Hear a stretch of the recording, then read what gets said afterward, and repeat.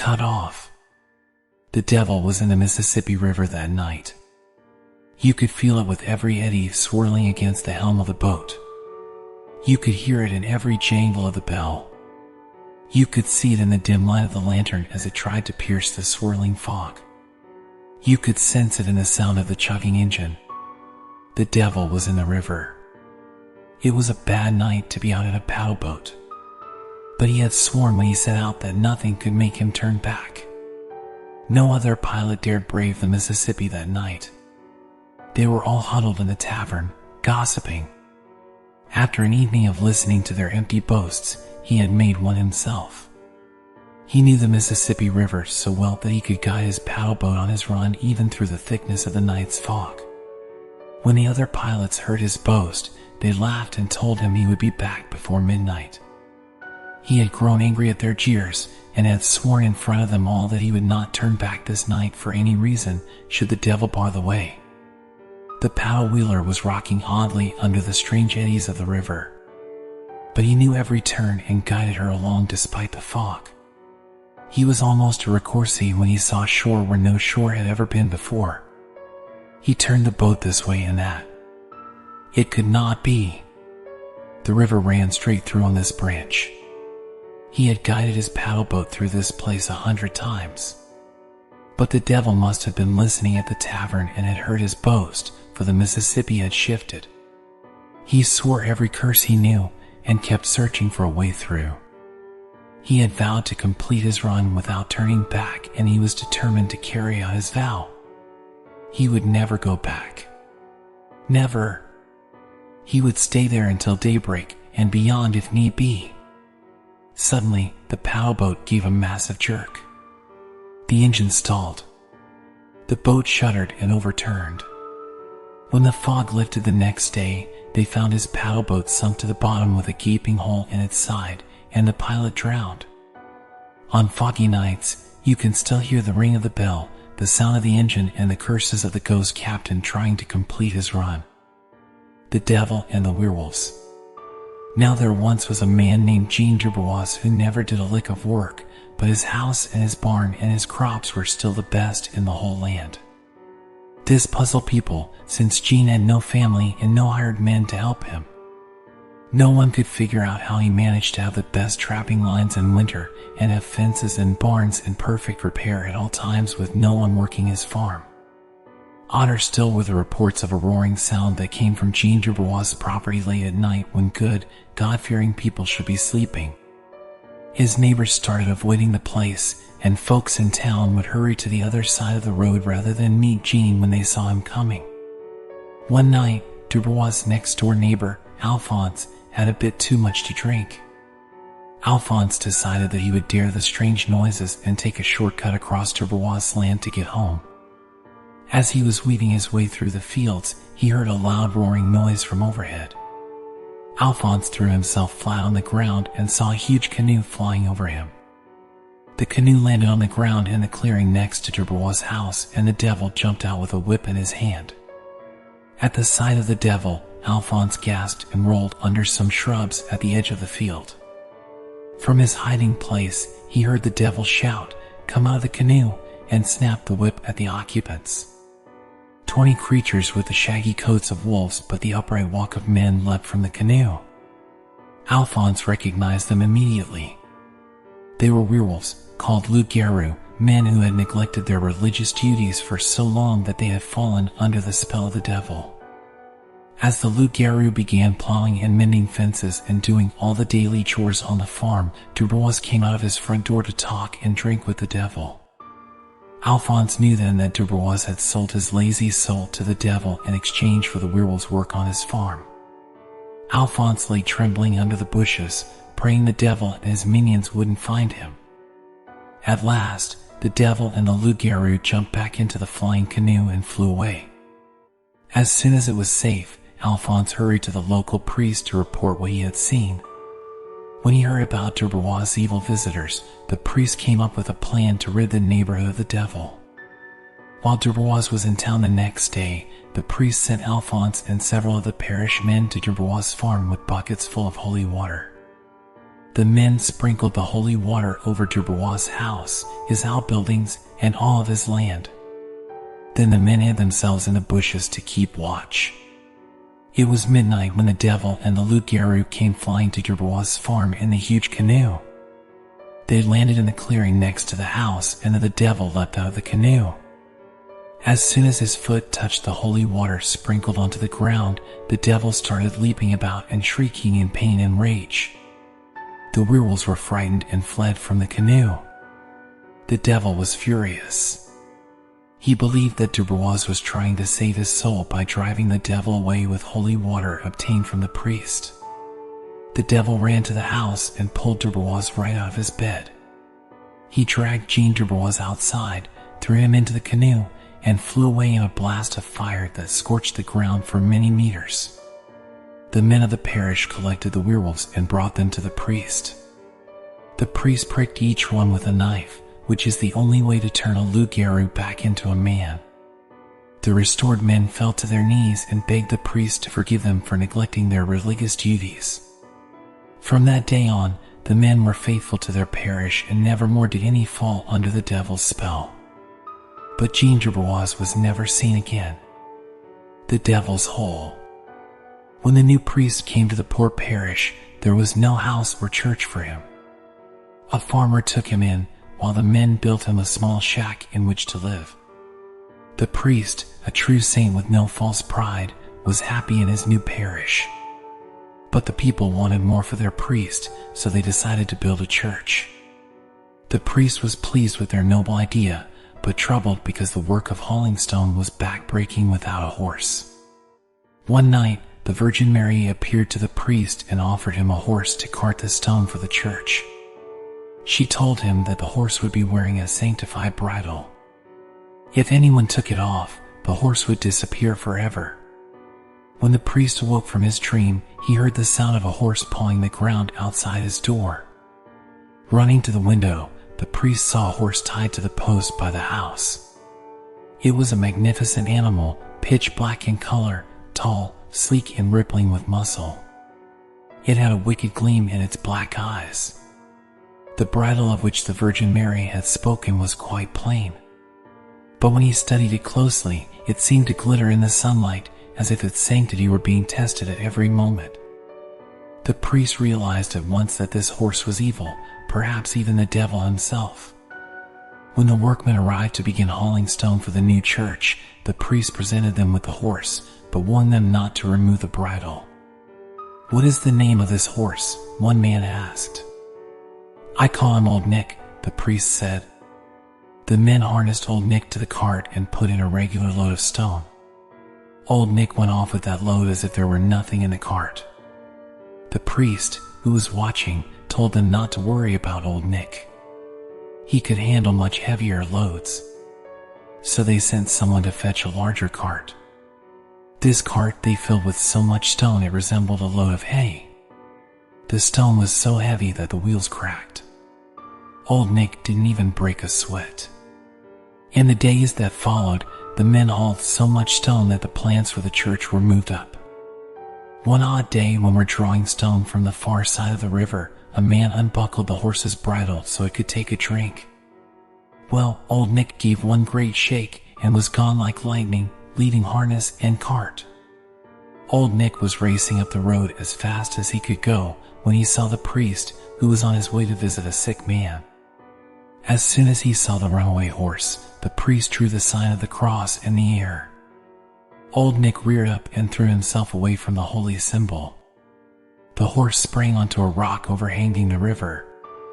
Immediately, there came a thunderous noise and the rock split in two, making a cleft that was 6 feet wide and that led to a deep cavern into which Old Nick disappeared.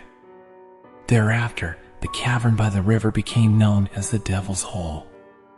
Any Christian who passed the Devil's Hole would find that his horse went lame or that his wheel broke or that some other misfortune befell him.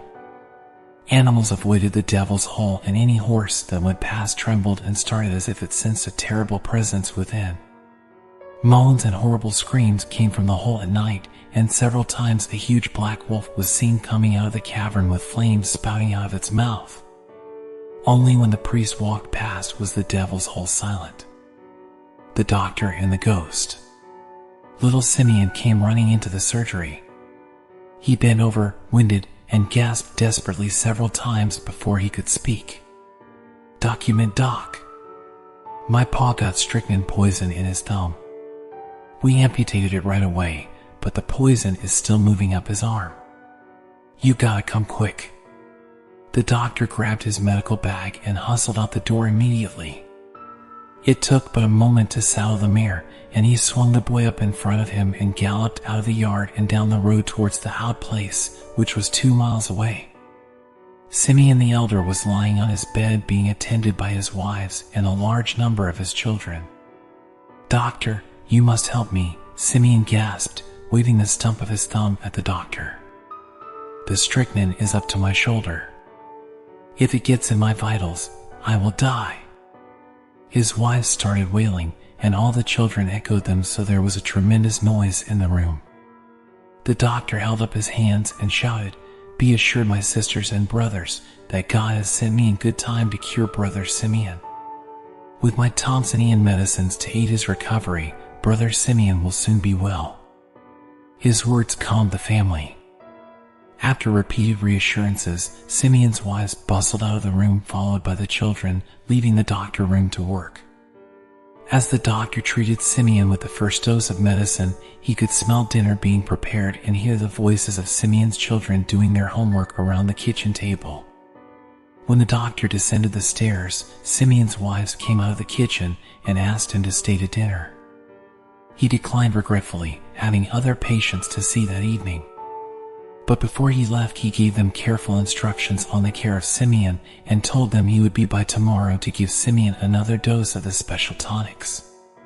The doctor visited Simeon every morning and night for 4 days, giving him a thorough case of Thompsonian medicines each visit. By the 4th day, Simeon was so much better that the doctor determined that the poison had been checked. Deciding that no more treatment was necessary, he declared Simeon well and went home, well satisfied with the successful recovery of his patient. 2 nights later, the doctor was awakened from a deep sleep by a bright light shining right in his eyes. He sat up quickly, shading his eyes. At first he thought that he had overslept. But the light was not coming from the window. As his eyes adjusted to the brilliance, he saw a woman dressed in white standing at the foot of the bed. She was surrounded by a heavenly light, and she glowed within as well. The doctor gasped in fear and huddled underneath his bedclothes. "Do not be afraid," the spirit said in a kind voice. The doctor took heart at her words. He withdrew his head from the covers and looked right at the glowing woman. "I have been sent to you from the other world," the woman said. "Who are you?" the doctor asked. "In life, I was called Sally Ann. I was a cousin to Sisters Thompson and Smith." "Why have you been sent here?" asked the doctor. "I have been sent to tell you that Brother Simeon will die of strychnine poisoning if you do not double your diligence." The doctor swallowed guiltily, remembering his pride in having cured Brother Simeon. One of the earliest lessons he had learned was how pride goeth before destruction. Yet here he was falling into the same trap. He thanked the ghost for her warning and promised to go to Brother Simeon at daybreak. Satisfied, the ghost vanished and the room was in darkness once more. The next morning the doctor went to Brother Simeon's house and recommenced his treatment. Simeon confessed to the doctor that he had begun having trouble with his arm again, but was unsure whether or not it was serious enough to call him out. The doctor continued dosing his patient with the Thompsonian medicine until Simeon was completely well. Brother Simeon lived for another 25 years in good health, for which he credited the doctor and his Thompsonian medicine. As for Sisters Thompson and Smith, they recognized the doctor's description of the ghost at once.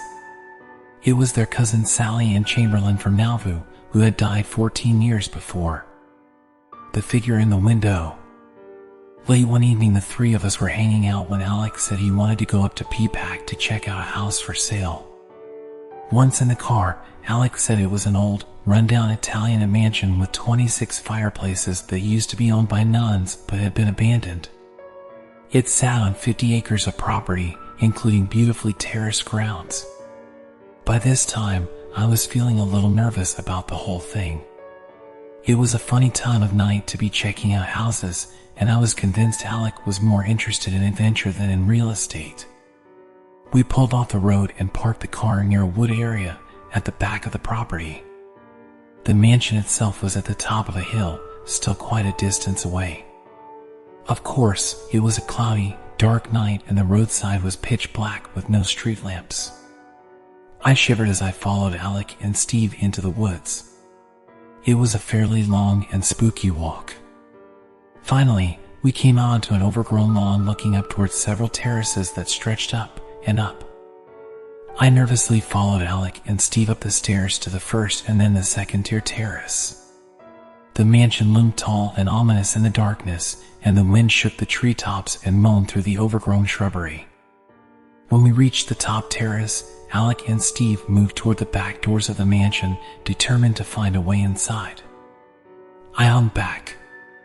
There was no way I was going any closer to that creepy monstrosity. I glanced up at the third story. The dormer windows gaped like dark eyes. I trembled. Suddenly, a ball of light appeared in the window. I blinked in surprise. I was sure Alec had said the house was abandoned. The light seemed to float, and before my astonished gaze, it expanded and formed into a glowing feminine figure. I gasped in shock, my heart pounding so hard in my chest that I thought it would explode. I tore my gaze away from the window, calling out to Alec. "Alec," I whispered urgently. "Let's get out of here." Something in my tone penetrated his thick head, and he and Steve loped over to where I was standing. As soon as they reached me, I took off at a pace that the best Olympic athlete would have had trouble matching. I had the engine running and the car turned around by the time Alec and Steve made it back to the road. They leapt inside, and I took off. "You said the mansion was abandoned," I said accusingly. "It was." "It is," said Alec. "Except for the killer nuns," Steve added from the back seat. I shrieked. "Killer nuns?" "Sure," Steve said, leaning forward between the two front seats and glancing from me to Alec. "Didn't Alec tell you about the crazy Mother Superior who became a pagan and tortured and killed her fellow sisters when they refused to join her evil practices? She chopped them up and scattered pieces of their bodies throughout the mansion. There was blood everywhere when the police came to investigate. The Mother Superior's ghost is supposed to haunt the terraces at the back of the house. They say she tries to lead you into the mansion in order to torture and kill you." Shivering, I dropped off the boys and went home. For the rest of the night, my dreams were filled with the glowing figure of a homicidal nun who chased me down the endless terraces of an Italian mansion holding an axe. The flying canoe! Long ago, there were a number of lonely lumberjacks working in the center of a very large forest. They cut down mammoth trees and watched them crash into the thick snow in exactly the place where they said the trees would land. They would cut up the trees and haul them hither and thither. They worked hard, mon Dieu, very hard indeed. But they were lonely for the women they had left behind. On New Year's Day, it snowed so hard no work could be done. The men huddled in their camp and spoke longingly of their home. They passed around the rum and drank toasts to the new year, but finally Baptiste said what they were all thinking: "I wish to go home today and see my girl." There were murmurs of agreement, but Jean replied, "How can we go home today? There is more than 2 meters of snow on the road, and more snow is falling." "Who said we were walking out of here?" asked Baptiste. "I am going to paddle out in my canoe." Now the men all knew that Baptiste had a canoe with paddles out back of the camp. Baptiste had made a pact with the devil. If the devil would make the canoe fly wherever Baptiste wished, the lumberjack would not say mass for an entire year. However, if Baptiste did not return the canoe before dawn of the day after he used it, the devil could keep his soul. While Baptiste and his companions were in La Chasse Gallery, they could not say the name of God or fly over a church or touch any crosses, or the canoe would crash. Many of the men refused to participate in Baptiste's New Year's scheme, but he managed to find 7 companions to fly with him in the canoe back to their hometown to visit their women. Baptiste and his friends got into the canoe, and Baptiste said the magic words, Acabras, Acabras, Acabram. When Baptiste was done binding himself to the devil, the canoe rose into the air and the men began to paddle their way through the sky to their home. Their womenfolk were so glad to see them. They celebrated long into the night, drinking and dancing.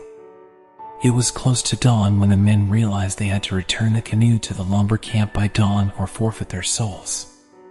They searched for Baptiste and found him as drunk as a lord, lying under a table at the inn. They bundled him into the canoe, spoke the magic words, and paddled away. Knowing that Baptiste would start swearing if they woke him, one of the men tied him up and gagged him so he would not speak the name of God at an opportune moment and crash the canoe. When Baptiste awoke, he sat up, struggling with the ropes that bound him. He managed to loosen the gag and shouted, Mon Dieu, why have you tied me up? At the name of God, the canoe took a nosedive, plunging towards the ground. It hit the top of a large pine tree and all the men tumbled out and fell down into the darkness just before dawn. They were never seen again.